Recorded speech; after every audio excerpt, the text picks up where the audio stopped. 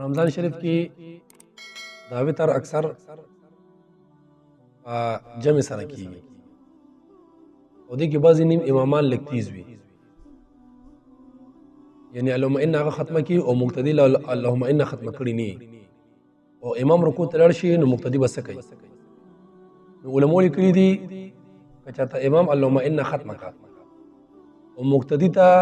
اللهم ان لږه پاتې ده، دوه درې ټکي ورته پاتې دي او د ده دا یقین دی چې زه دا پوره کولی شم او امام په رکوع کې رانیوی شم،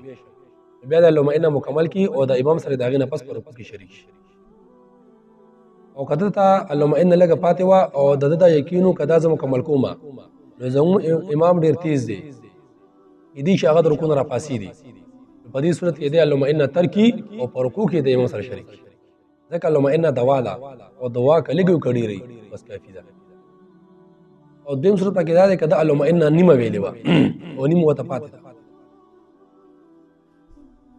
نو اوس چې دی دا بقایي نیمه مکمل کوي نو خامخا امام به د رکوع نه راپاسېږي، نو په دې صورت کې هم دی د بقایا اللهم ان پرېږدي او امام سره د په رکوع کې شریک شي. او دریم صورت پکې دا دی چې ده د سره اللهم ان شروع کړې نه وه یا چېرته پکې داسې اوده غونته پاتې شوی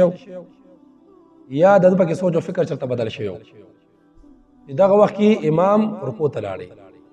نو په دې صورت کې دی هم اللهم ان مکمل کوي نو امام د رکوع نه سر خامخا راوچت کړی وي، نو په دې صورت کې دی هم اللهم ان پرېږدي او امام سره په رکوع کې شریک شي. او دا اللهم ان چې دنه پاتې شوه که نیمه پاتې شوه که ټوله پاتې شوه او که لږه پاتې شوه نو ده باندې سیاسه هوا نشته، ځکه دی تابع د امام دی